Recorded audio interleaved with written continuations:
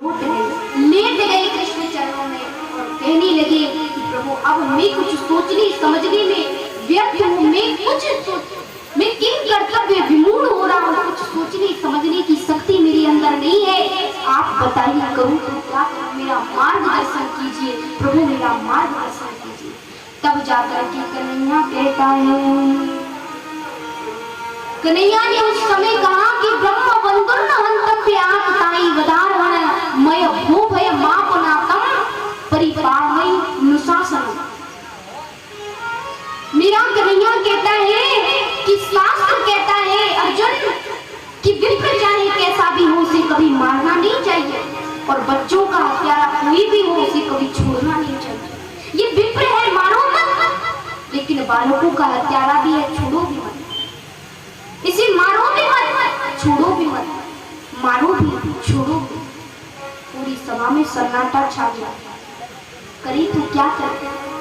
लेकिन अर्जुन इतने समझदार थे, समझ गए भाई किसी प्रतिष्ठित आदमी का अपयश फैल जाए गांव में, शहर में, समाज में, तो बस उसकी लिए मरने के समान है।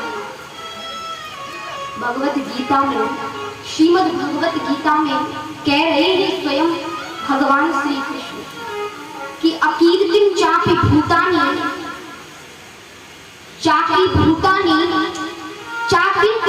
मरणादिति विच्यते। अकीर्तिं चापि भूतानि, क्या कहा कि किसी प्रतिष्ठित आदमी का अपयश फैल जाए समाज में। अकीर्तिं चापि भूतानि कथं यशन्ति ते अप्रियाम सम्भावितस्य चाकीर्तिं मरणादति विच्यते। मरने के समान है। और इसी बात को तुलसीदास जी कह रहे हैं, संभावित जस अपजस लाहु, संभावित जस अपजस लाहु, मरण कोटि सम दारुण दाहु। तुलसीदास जी कह रहे हैं कि व्यक्ति का अपयश फैल जाना सर उठाने लायक नहीं रहता। हमारे कर्म, हम कभी कभी ऐसी गलती, ऐसा पाप कर बैठते हैं कि समाज में निकलना भारी पड़ जाता है। निकलेंगे गांव में, गलियों से निकलते हैं तो लोग पहचान जाए, अरे ऐसा किया उसने, वैसा किया, बस नजरें अपने आप झुक जाएगी। इसलिए कभी भी क्योंकि हमारे संस्कृति संस्कारों की संस्कृति है, कभी अपने व्यवहार से च्युत मत हो जाना, कभी अपने व्यवहार से गिर मत जाना, कभी अपने आप को इतना न गिरा लेना कि समाज में उठने लायक न बचो। अपयश फैल जाए, क्योंकि अपयश फैल जाना, बेइज्जत हो जाना, ये मृत्यु के समान है। हाँ, आज अश्वत्थामा कि सिर से मणि निकाल लिया अर्जुन ने भरी सभा में, और उसे बेइज्जत करके सभा से बाहर निकाल दिया, सभा से बाहर निकाल दिया। लेकिन चलो ठीक है, बेइज्जत ही तो किया था, प्राण तो नहीं लिए थे, लेकिन शुक्रगुजार नहीं है अश्वत्थामा उसका। अर्जुन का शुक्रगुजार नहीं कि चलो ठीक है प्राण बख्श दिए, बस सर से मणि ही निकाली, बेइज्जत ही किया। अब भी उसे शांति नहीं है, और यही ईर्ष्यालु का लक्षण है। हर दम अपने अब अश्वत्थामा सोचता है कि इसने मेरी बेइज्जत किया, मुझे बेइज्जत किया है, अब कैसे जीऊंगा मैं समाज में। हाँ? अब अश्वत्थामा के मन में दुर्विचार आ गया, कहता है, बैठ करके सोच रहा है कि इन पांडवों के वंश में कोई पानी देने वाला भी नहीं बचेगा, नहीं रहने दूंगा मैं, मार दूंगा सबको। अब देखता बताऊं ये मुझसे कैसे। लेकिन फिर सोचा अरे पांडवों के वंश में पानी देने वाला तो कोई है ही नहीं, क्योंकि मैंने पांडवों के पुत्र मार दिए थे पांच, अब कौन है। लेकिन फिर याद आ गया, अरे उत्तरा का पुत्र जो उत्तरा गर्भवती है, अभिमन्यु की पत्नी उत्तरा गर्भवती है, तो उसको मारना। मन में ये विचार है, सोच रहा है कैसे मारूं। अश्वत्थामा बैठा मानव के मन में ईर्ष्या रूपी विष जब आ जाता है तो उसका चरित्र प्रदूषित हो जाता है, वो चरित्र से गिर जाता है, वो चरित्रहीन हो जाता है। हाँ, आज अश्वत्थामा ने ब्रह्मास्त्र चला दिया।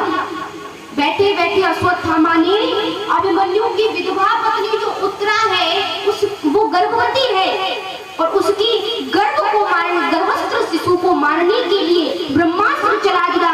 परंतु श्री कृष्ण अभिमन्यु के मामा जो है ना, अभिमन्यु के मामा श्री कृष्ण, उत्तरा ने ब्रह्मास्त्र को अपनी ओर आती देखा तो उत्तरा समझ गई, डर गई, भयभीत हो गई और जल्दी से गई कृष्ण के चरणों में लेट गई। कृष्ण के चरणों में बार बार प्रार्थना करने लगी, पाहि पाहि महायोगिन देव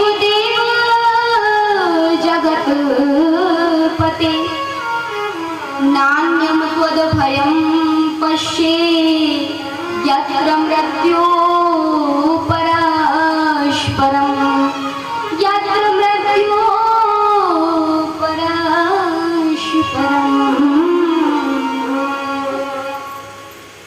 आज उत्तरा कृष्ण चरणों में कह रही है, गोविंद मेरी प्राण रक्षा करो,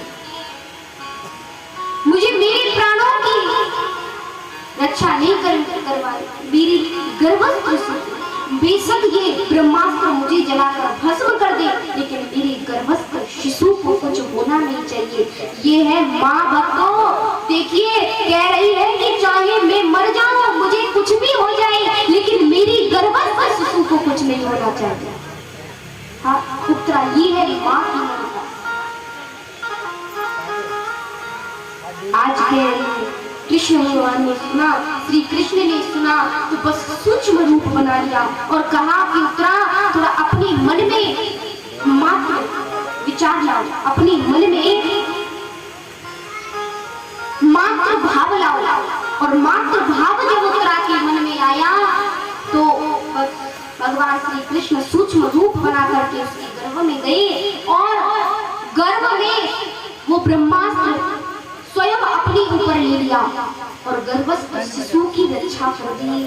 बोलिए शिवा के बिहारी लाल की, श्री राधा रानी की।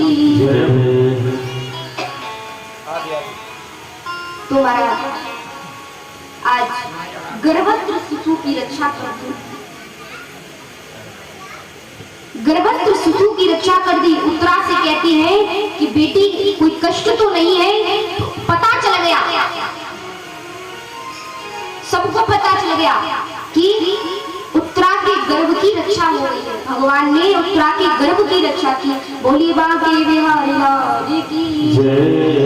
आइए पूरा नाम संकीर्तन करते हैं।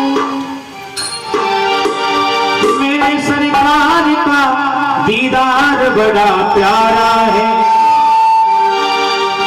और मेरे सरकार का दीदार बड़ा प्यारा है। श्याम बड़ा प्यारा गोविंद